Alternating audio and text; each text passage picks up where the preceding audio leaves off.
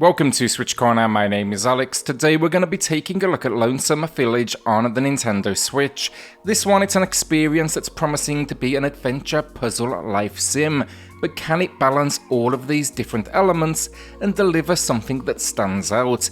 Well, that's what I'm here to find out, so hit subscribe, join us here for reviews and deals daily, and let's get started.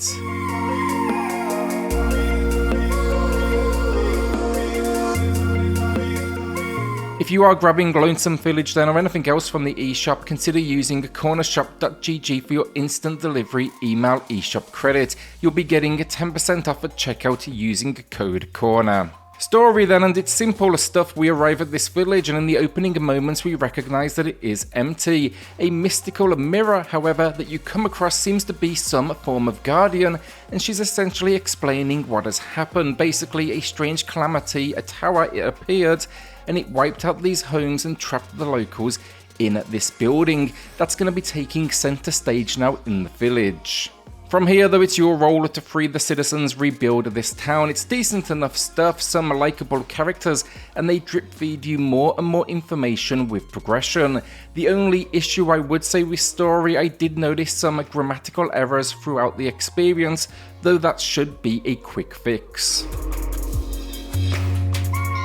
Gameplay then, and while it pens itself, as I said, as a puzzle life sim, I'd say it's heavy on the puzzle, light on the life sim. The gameplay loop, it's essentially enter the tower, traverse to a floor, take on a short, bite-sized puzzle with roughly 35 to overcome, and then free a new citizen. They are mostly though a few minutes long, and they will tackle a number of concepts from navigation-based to logic-based. I really enjoyed the mix though. There's always something different to face and they do get creative. It's going to be a good game as well for younger household members. I never got stuck myself, though I would add probably for some younger members of the household, there's going to be a few later in the game where they may require some assistance. While all of this sounds easy as well, you can't just breeze from puzzle to puzzle. You need to collect hearts by helping the locals to progress, and this is somewhat where life sim comes into the gameplay. It could be anything from fetch an item to grow a crop to fix a bridge that's been wiped out. The game's constantly giving you new things to do. Think a shovel to dig, a guitar to play music that can make it rain in the early game as an example, or patches of land for the aforementioned farming. That's just a small sample as well. These moments though, they're not deep, and I would say it's not really life sim as such, because all of these elements, they are forced on you. You must often complete these tasks to get more hearts to progress through the tower. I never actually felt a need though here to take some downtime and let's say farm or experiment with the camera, because outside of actually pushing things forward, it didn't really feel like it was necessary or packing a reward as such. Also again, it's not optional, it's absolutely necessary, so do not come here if that is not your thing. Exploration though, that is a winner. The map starts relatively simplistic but does expand, and while it's not huge, it does pack some nice themes. The village, a beach, a desert, a mountain as early game examples. Also as we do explore, it can become a bit of a collectathon, but I enjoyed that piece, whether it was to complete a quest line or simply, let's say, decorate my home. The more you progress as well, the more locals you will free, meaning the more options you eventually receive, like a woodworker to build on your behalf. The house decoration as well, it should be known, it's based around a grid system. It's a smaller location, but it works more than fine. In the exploration as well, then actually expect secrets from chests to minor puzzles that may reveal a new element. An example of this, I found 5 levers on the beach which packed a nice little reward.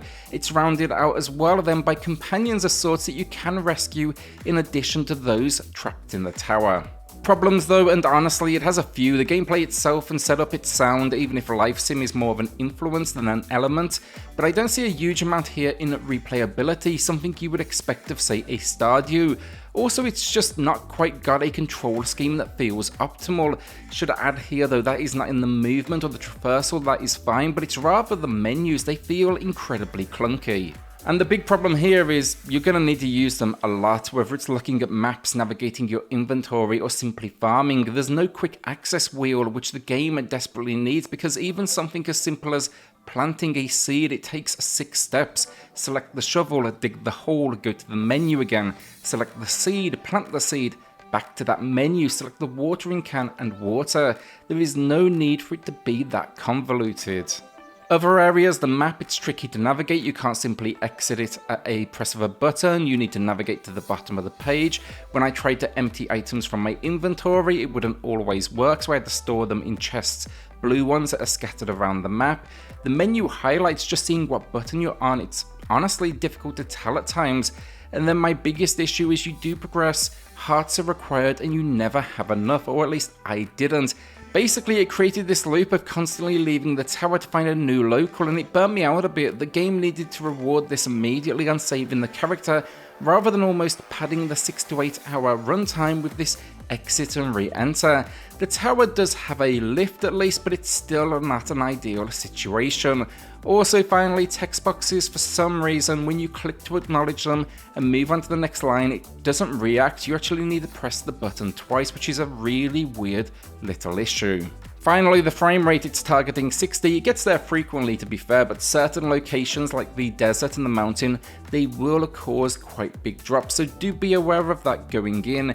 Given the gameplay, honestly, for me, I do not mind it, but I would have just locked this out at 30. It's really not worth the sacrifice of an unlocked style. That said though, overall, for me these issues, it's more fine-tuning than anything I would consider too detrimental to the overall experience, so it can be patched up, and there's still an entertaining experience in here.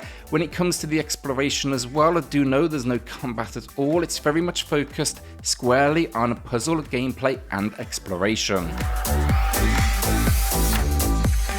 Graphically then, I really liked the style they went for. I wasn't initially sold, but the more I explored, the more I began to appreciate the style, because the colours and the cartoonish nature, it plays well into the tale it's telling. I also spent more than half of my time with this game as I was travelling in handheld mode, and for me I was on an OLED where it truly popped off the screen.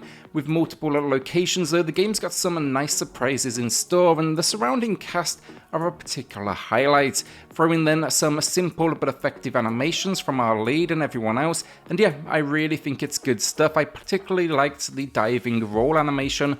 It's introduced towards the front end of the game and it speeds you up, but it definitely just overall looks the part. Audio finally, no voice acting first off, and relatively minimalistic on a sound effect front. It's somewhat old school in fact, in the sense it's not often aiming for realism, but more think like the rolling dive. It's almost a bleep of some sort, like something out of the 16-bit era. Music, I really like. It repeats a lot and mostly plays with themes for each location, but they work and I really enjoyed it. Lonesome Village then, it's an interesting one. I don't think they are advertising it perfectly. I'm struggling to see the life sim element personally. Rather, it's an influence if anything, so I think some will be disappointed on that front. And if you do decide to come here, just know that focus, it is squarely on puzzles for the most part. It is then though let down by rough edges, nothing game breaking, but a reliance on back and forth gameplay, and then a slew of minor, almost think UI navigation issues bringing it down. Hopefully they should all be an easy fix for the team, and I do think they have something good in here for the right audience. I was able personally to overcome these issues because again, that core experience, it is entertaining.